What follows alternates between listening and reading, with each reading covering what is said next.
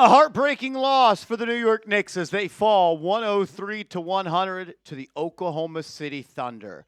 I'm going to tell you why the New York Knicks lost this game, but first I want to hear from you. What is your one-word reaction to the loss? Some people are talking moral victories. Curious. Let me know your one-word reaction to the loss.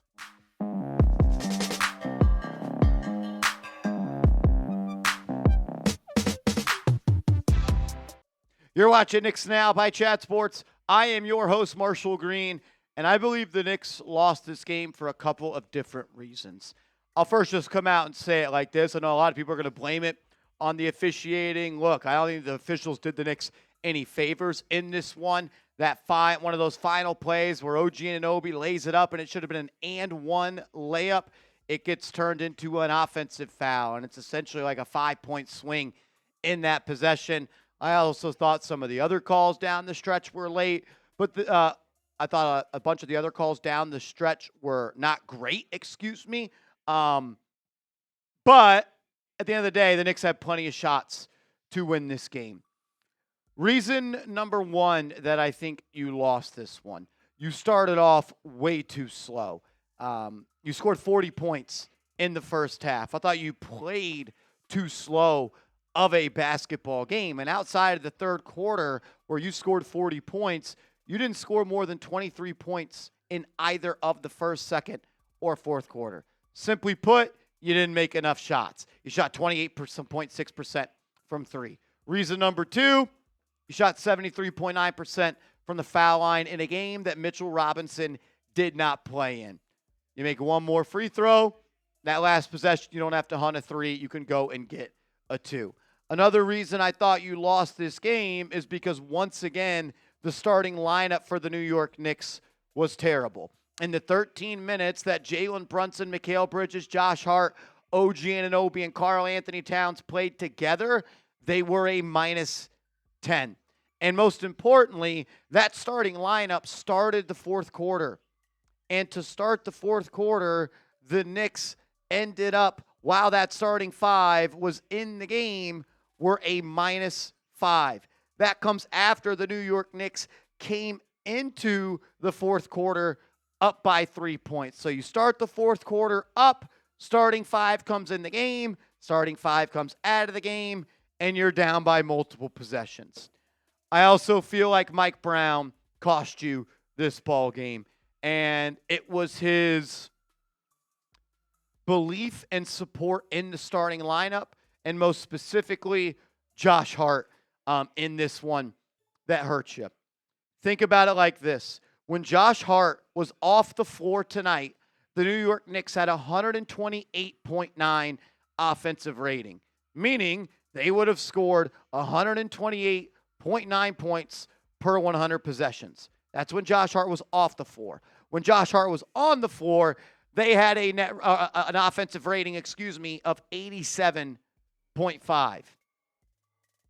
To take it a step further, prior to the late buckets that Josh Hart got once they put him back in the game, once Karl-Anthony Towns fouled out, Josh Hart had an offensive rating of 78.6 in this game. You scored 40 points in the third quarter. You end the third quarter with that buzzer beater for Mikal Bridges. You have momentum. You have confidence. Offense started to flow. Landry Shamet brought a pace to the game. You finally started to figure something out offensively. And then you put Josh Hart back in the ball game. And the offense could not score. That's tough, man. Like, I think at some point you have to ask the question, do those five players playing on the floor at the same time give you the best chance to win? Look, I love Josh Hart. I don't think anyone is going to confuse me for someone that's a Josh Hart hater. I named my dog Hart. I love everything that he does. He plays with heart, all grit, all grind, all the time. Got to have Josh Hart. But tonight was the night that he didn't have it. And it was once again the opposing team's game plan to make Josh Hart beat them on offense. They were doing that ghost coverage on him. The same thing that the San Antonio Spurs did. And that's why the Knicks fell down big in the first quarter against San Antonio. That's why the Knicks fell down big to the Oklahoma City Thunder tonight. If the Knicks cannot figure out a way to consistently get quality looks, more importantly, make shots when Josh Hart is on the floor, teams are going to continue to employ that defensive strategy. Josh, you got to not only make shots, but you got to take shots, man. You are passing up open looks from three to get looks for your teammates that are much more challenging. You are in your head. You've always been in your head as a shooter. You know why I know that? Because you are the best three-point shooter in the NBA this year off the bounce. When you don't think and you just play and you just react, you knock down shots. But something in your brain glitches when you're left open and teams dare you to shoot. It neuters you as an offensive player. It makes you not able to make floaters. He airballed a 6-foot floater in that first quarter. The Knicks have to find a way to be able to beat the coverage that teams are playing against Josh Hart. They've tried different things. They've gotten him involved in the action when it comes to a dribble handoff, a screener. You saw that a little bit in the late portion of the fourth quarter, but it was just a little bit too late.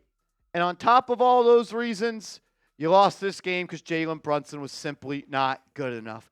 SGA outplayed him by a wide margin.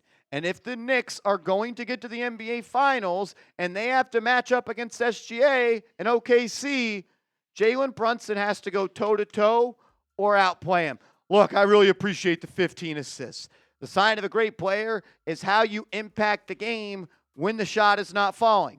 And Jalen Brunson did that tonight. But we can't have Jalen Brunson go 5 of 18. Can't have Jalen Brunson not make shots. That's kind of what it comes down to tonight for me. When Brunson was on the court tonight, the Knicks had a 105 offensive rating. When Jalen Brunson was off the court, they had 118 offensive rating, but only 9.4 minutes when he did not play. So a lot of different reasons that you lost this game. I think Mike Brown's rotation to start the fourth quarter was a major thorn in the side of the Knicks. Josh Hart being in that lineup, missing free throws, missing open threes, and then Jalen Brunson shooting what Jalen Brunson shot, which is shot 3 of 13 from 2. Not going to win many games if Jalen Brunson goes 3 of 13 for 2. Got a couple more thoughts on this one. First of all, I want to let you know that this Knicks hat is on sale over pretty much 50% off. It was $47. Now it is $25. You just got to go to this link, chatsports.com/Knicks hat sale. That's chatsports.com/Knicks hat sale. Tough loss, man. You got 2 quality looks at the end of this ball game. Jalen Brunson couldn't make the shot.